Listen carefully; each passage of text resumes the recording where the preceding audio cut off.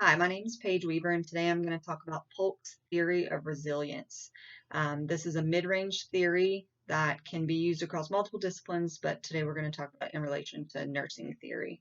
The idea of resilience or the theory of resilience is whenever faced with some type of trauma or stressor situation, you're able to get some type of growth out of the experience, move forward, and overcome whatever adversity you're faced with. I believe that this fits very well within the emergency nursing role, which is my primary background, in that nurses have to be very resilient in acute care areas, especially to ensure that they're managing the stressors of their job and don't have compassion fatigue, burnout, and too soon leave the profession. Um, so, in order for nurses to maintain this, um, they've created a lot of different situations where they have education tools to help.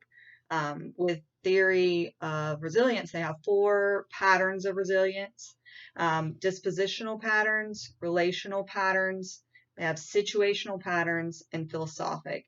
So, those relate to the four paradigms of nursing. The dispositional patterns. So they are physical factors. They talk about overall health, temperament, intelligence, being able to be self-aware, have positive confidence and self-esteem, and that relates to the nursing overall health paradigm.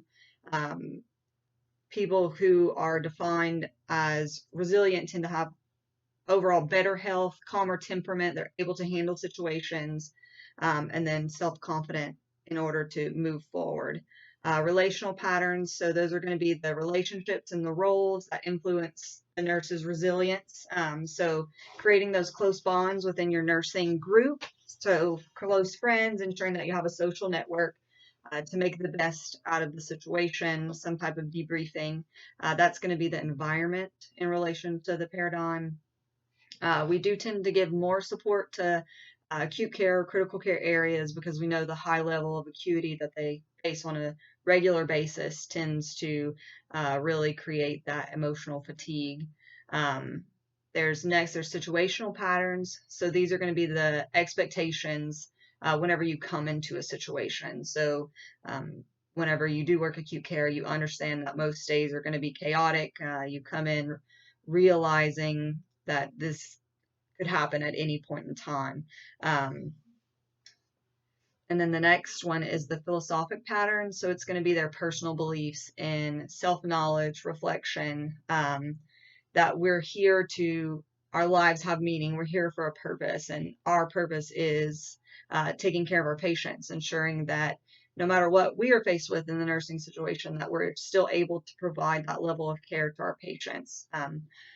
They often talk about nurses leaving one situation or a code with a critical patient, and then as soon as you're done and you have that time of death, you just walk out, move on to the next patient. That's the idea of resilience, is that growth comes from it, but we do take away that fatigue and compassion. That's why there's such a high turnover.